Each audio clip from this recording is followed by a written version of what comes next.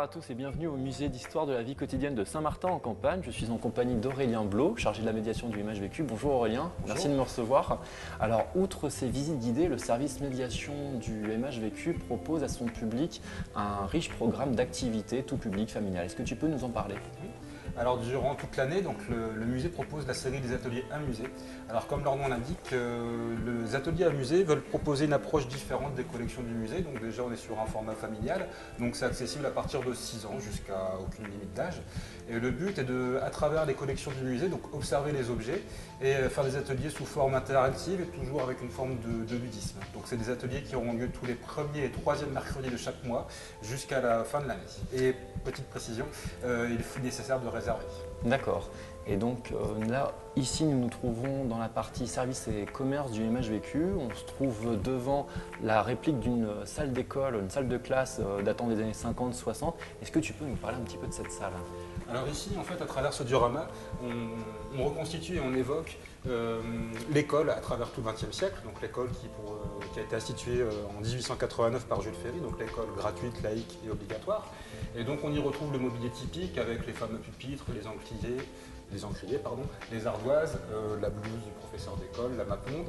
Et la plupart des visiteurs qui voient ça nous disent que justement cette scène de vie leur rappelle beaucoup de souvenirs d'enfance, beaucoup de choses vécues à travers cette scène d'école. Et donc, tu invites les grands-parents, les parents et les enfants à revenir à proprement parler sur les bancs de l'école. Sur les bancs de l'école, avec le fameux certificat d'études, donc ce diplôme qui sanctionnait en quelque sorte donc, la fin du cursus d'école primaire. Et donc le but est sous forme ludique d'essayer de repasser ces épreuves d'une autre époque et de faire aussi un parallèle avec les épreuves d'aujourd'hui, parce que c'est vrai que le certificat d'études c'était une étape importante dans la vie d'un individu. C'est pour ça qu'on peut comparer ça au baccalauréat. La différence, c'est que le certificat d'études se passait entre 11 et 13 ans. Donc le but, là, va être pour les petits et grands, à l'aide donc pour ceux qui le désireront, avec la plume et l'encrier, de pouvoir passer ces examens. Et puis aussi, vous aurez la possibilité, pour ceux qui le désirent, d'avoir recours à la calculatrice. D'accord. Et donc, deuxième atelier, l'atelier Jouons. Est-ce que tu peux nous parler un petit peu de cet atelier Jouons? Alors parmi les collections du musée, nous avons bien entendu, donc parmi les objets de la vie quotidienne, nous avons une collection de jeux et de jouets. D'ailleurs, à travers le discours du musée, ce que nous évoquons, c'est l'évolution de la place de l'enfant dans la société. Donc depuis la fin du 19e jusqu'à aujourd'hui. Aussi la vie quotidienne qui va évoluer, donc le temps de loisir qui va être modifié, qui va prendre une place de plus en plus importante. Et donc on va avoir ensemble, donc, à travers la vitrine qui représente les jeux et les jouets, des objets du quotidien des enfants et inviter le public à jouer avec certaines de ces répliques. Donc il y aura des choses assez connues comme le billard et les fléchettes, mais il y aura des jeux un peu plus méconnus comme le croquet par exemple. Dans le troisième atelier qui s'appelle Chère maman, cher papa, on s'intéresse à l'univers de la carte postale et de son évolution au cours du XXe siècle. C'est ça, Aurélien? Oui.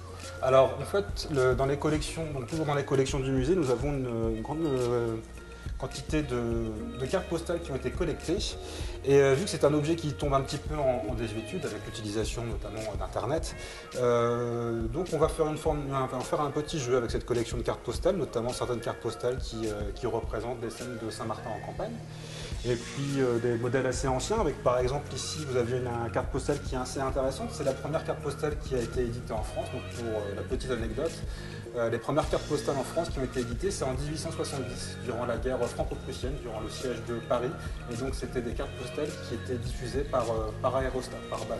Donc ici vous en avez un facsimilé. D'accord. Et dernier atelier donc, qui s'appelle Histoire 2, où le service médiation du MH vécu propose à son public de devenir un auteur. Voilà, c'est-à-dire que dans la muséographie du musée, vous avez ce que nous appelons les textes mémoratifs, qui sont des textes qui ont été composés dans le but d'évoquer, de raconter le quotidien justement des hommes et des femmes du Talou. Et là, on invite le public à faire la même chose, donc avec un jeu, avec différentes cartes qui vont définir un lieu, une personne, un objet. Le but est d'inviter le public à faire la même chose, se mettre dans une époque, dans une période, dans une scène de vie quotidienne, et puis de rédiger cette petite histoire et de se la raconter tous ensemble à la fin de l'atelier. D'accord. Et là, tu prépares même depuis quelques temps, outre donc ces 4 ateliers, tu prépares depuis quelques temps, quelques jours, une exposition avec la bibliothèque, en partenariat avec la bibliothèque. Est-ce que tu peux nous parler de cette exposition? Donc en partenariat avec la bibliothèque de Saint-Martin, comme ici au musée nous avons l'atelier typo où nous parlons de l'imprimerie, en partenariat avec la bibliothèque qui a pour rôle donc de diffuser l'écrit, le support écrit, nous allons parler du papier comme support. Donc on va parler du papier, ses méthodes de fabrication, son histoire, et on va aussi évoquer durant les 5000 dernières années, puisque l'écriture est apparue il y a environ 5000 ans, tous les types de supports, toutes les matières qui ont permis justement de diffuser l'écrit. Donc c'est ce qu'on va évoquer à travers cette exposition et une série d'animations qui auront lieu les 4 premiers mercredis donc, du mois d'avril. D'accord. Et outre ces activités, les 4 activités dont tu nous as parlé, donc jouons le certif, Histoire 2 et Chère maman, cher papa, et il y a aussi 2 autres activités qui s'ajoutent pendant les vacances scolaires. Oui, donc dans la continuité de ce que nous allons proposer à la bibliothèque, pendant les vacances de Pâques, il y aura 2 ateliers qui seront programmés la même après-midi, où nous allons proposer au public de fabriquer du papier, sous forme de papier recyclé d'ailleurs. Donc nous invitons les visiteurs qui voudront venir fabriquer du papier à venir avec un vieux journal ou du papier de bureau qu'on va recycler ensemble. Et la semaine suivante, à travers l'atelier typo, donc tous ces feuilles qui vont être réalisées, on passera à la phase imprimerie, donc à la composition typographique, à la composition d'impact, et puis nous ferons l'impression ensemble donc, le mercredi suivant. Donc un très riche programme au MHVQ qui vous attend. Donc, ok, merci beaucoup Aurélien, merci beaucoup à vous d'avoir regardé cette petite émission. À très bientôt pour de nouvelles informations sur le MHVQ et notamment le programme des festivités qui vous attendent le 16 mai prochain à l'occasion du premier anniversaire du musée d'histoire de la vie quotidienne. Voilà, salut.